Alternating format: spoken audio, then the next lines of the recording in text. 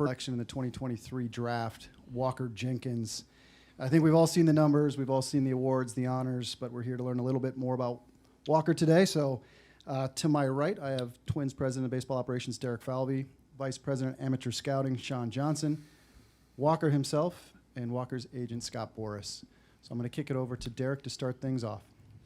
All right, thanks for everyone for being here today. As Dustin just said, this is a tremendous day for the Minnesota Twins organization, but certainly for the Jenkins family as well. I want to start off there and thanking Walker's parents. I'll introduce them here, Clay and Tana.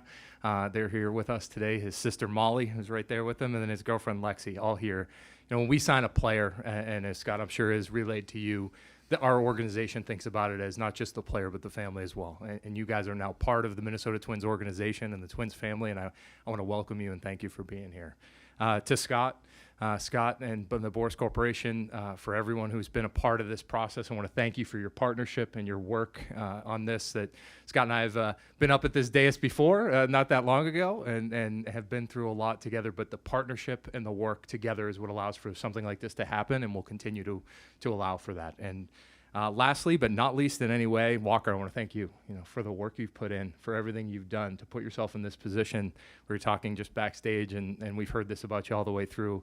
You love this game of baseball. You play it because you love it, and it's the way you go about it. And I think when you enter a draft and you go in the process, and certainly when you're picking up top, you want this in any draft, but when you're picking up top, you're hoping you find a way to intersect talent, skills, work ethic, character, all of those things. And I want to make a point here. On August 30th last year, 2022, a longtime scouting director and scouting legend for the Minnesota Twins, Mike Radcliffe, wrote an entry in our system that talked about being off the charts in every one of those categories. And Walker, you unfortunately will never get a chance to meet Mike. Mike passed away between the time he wrote that and this draft. But he put the highest number you can put on a player on a follow list into the fall of anybody. And this is a guy who's responsible for the likes of Joe Mauer, Torrey Hunter, numerous Minnesota Twins players over the course of a lot of years. And Mike's fingerprints are all over all of our drafts, but certainly even after his passing this year is all over this one because of how he looked at you. And I think that is a very unique thing for this organization, means a lot to us and everyone a part of the organization. But I think it speaks to who he is, because Mike had a unique eye for talent and ability and character and a way a player plays the game. And I think that in a very unique way, and I'll let Sean speak specifically to that, but what we learned about you and the way you go about the game of baseball represents everything we want the Minnesota Twins to be. So we're thankful you're here, we're excited you're here, and we're looking forward to a lot of great years ahead for you with this organization. Yes, sir. And I'll turn it to Sean to talk a little bit about Walker. Thanks, Derek. I guess this today is essentially the end of a lot of work that our scouting departments put in to this draft, as they do to every draft. And so I just want to thank Ty Dawson, our area scout, who's been every time I called Ty to ask him how it went when he saw Walker play, he just would come through the phone every time. And so we've been in love with Walker for a long time, going back 2 years. And Walker was around Michael Kadire longer than that, going back to 15, 16 years old. So we have a really long timeline with Walker, and just to see him steadily get better every time we saw him play was just a fascinating thing to watch. He's a complete player in our eyes. He can do everything on the baseball field you want to see a draft prospect do. He's got a great swing. He's going to have a chance for real power. He can run, he can throw, and defend. So I think even maybe the best part is the human being that Walker is and that we know of. He's someone we're excited to have here in Minnesota for a long time as part of our community. Just an exceptional young man with a huge upside, and so today's a big day for us. Thank you, sir. Let's make this official.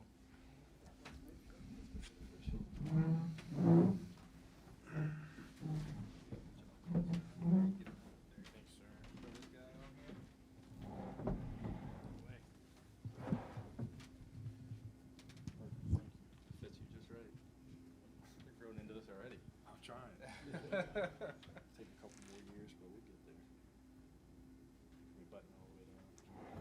You can do a few of them. Just to kind of define it, yes, sir.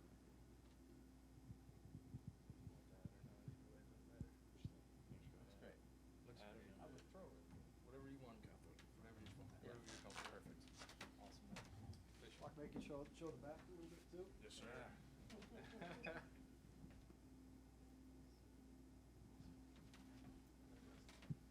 well, what you guys think? We'll open up for questions.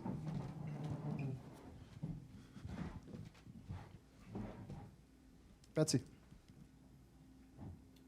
Hey Walker, congratulations. Can you just take us through kind of what the past few weeks have been like for you, leading into the draft, kind of the anticipation of that draft night and now, being here and signing this deal? Yes, ma'am. Well, starting back to when I finished up my high school year, I went to summer school for 2.5, 3 weeks and was able to kind of live out part of that life and be around those guys and coaching staff and everything at Chapel Hill, North Carolina. And, finished up there. The draft happened and kind of just was able to hang out with my family and work out and hit and kind of do my normal routine in the summertime when I'm not, on the summer circuit the last several years. But it's really just been a lot of, sitting around. I wanted to get back to playing baseball. Thankfully, we're here now and we're moving in that direction. But it's really just been a lot of just hanging around and working out and hitting baseballs. So.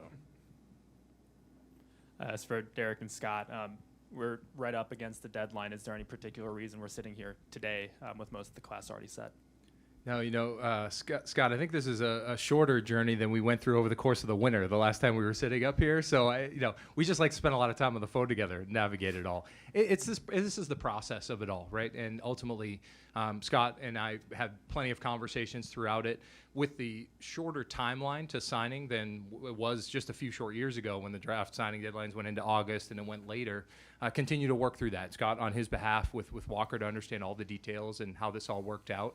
There have been a number of players that have signed over the last few days, so it just lined up for today.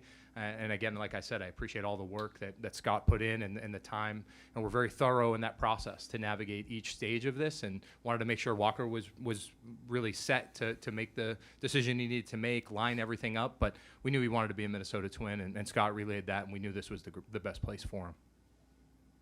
Yeah, I think decision-making in this arena is one where you certainly look through a corridor, and that involves really, in Walker's case, a lot of things. And the other thing we like to do is spend the time in scheduling and such to allow him to understand the organization, go through things. Because, when you're drafted, there's a lot of things about organizations that players need to know and families need to know going into this. But I assure you, last time I sat at this table, we had a lot of medical complexities. there were none of those type here today. I don't think you've seen a more fit 18-year-old in your life. But the idea of it is that I think ownership and Derek and Thad and everybody, Sean and everybody was involved in reaching, I think, a conclusion that was best for all. Walker, for Twins fans who haven't seen you play, just kind of how would you describe your game, I guess? I would just say I'm a guy. I'm going to go out and give it 100% every game. I always tell people I hate losing more than I like winning. So that kind of sums up the way I play the baseball on the baseball field. I'm going to give it my all, go 100%, and try to be the best player, best teammate I can be. And Scott, just you've been around a lot of players. What stands out when you see Walker? I think when you see Walker, you go right to the physical specimen that he is. But when I got to watch Walker play a number of times, but I went to his home, what best describes Walker and the Jenkins family is, I said, we watch you play from a distance, you'd really like to see you hit. And his eyes opened up and said, no problem, let's go do it. And Clay, his dad, goes, let's go. It was 11 o'clock at night. We went to the batting cage, and for 2 hours they hit, and we had a marvelous time. And if that tells you anything about the spirit of the Jenkins family and who Walker is and what his commitment to baseball is, I think that best describes his character. Walker, congratulations. Who or what have been some of the most important influences in how you approach the game and how you play the game? Once again, it just goes back to my family.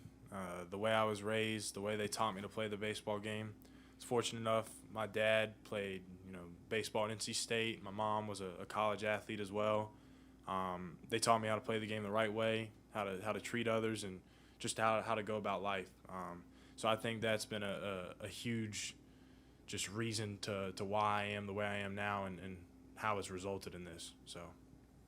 And what have you learned about the Minnesota Twins organization in the last 2 weeks, your time with Michael Kadire and otherwise? Well, I've spent a lot of time with Cuddy. Learn to say that name, you ask me. I called him sir one too many times. But I spent a lot of time with Cuddy over the last 2 years just talking through just baseball in general. Obviously, he loved the Twins. He was here for, 10 years, a long time. It's a great organization. I was lucky enough this past past summer to go and kind of get a tour of the Fort Myers where, the facility is down there, and it's just great. I've only heard good things about the development of players. Obviously with guys like Joe Mauer, Michael Kadire coming through here, drafted by this program. I've only heard good things, so that's what I can say about it. Anybody in the game you admire particularly or tried to model your game or mental after? I would say I'm always trying to model my game after all kinds of different players. I wouldn't say there's one.